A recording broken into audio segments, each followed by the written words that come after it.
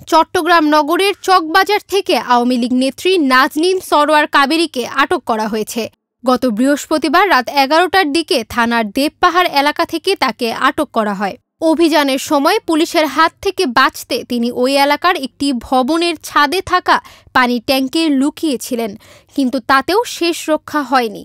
কাবেরী কক্সবাজার জেলা আওয়ামী লীগের সাবেক সাংগঠনিক সম্পাদক। দ্বাদশ জাতীয় সংসদ নির্বাচনে তিনি কক্সবাজারের একাধিক আসন থেকে মনোনয়ন ফর্ম নিয়েছিলেন।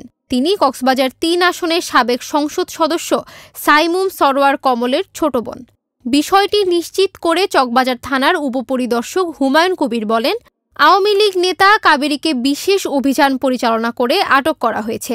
তিনি বর্তমানে চকবাজার থানা পুলিশের হেফাজতে রয়েছেন। নগর পুলিশের ডিসি শাকিলা সুলতানা বলেন, বৃহস্পতিবার রাতে নাজনীন সরোয়ার কাবেরীকে আমরা হেফাজতে নিয়েছি। তাকে কক্সবাজার জেলা পুলিশের কাছে হস্তান্তর করা হবে। সেখানে তার বিরুদ্ধে একাধিক মামলা রয়েছে।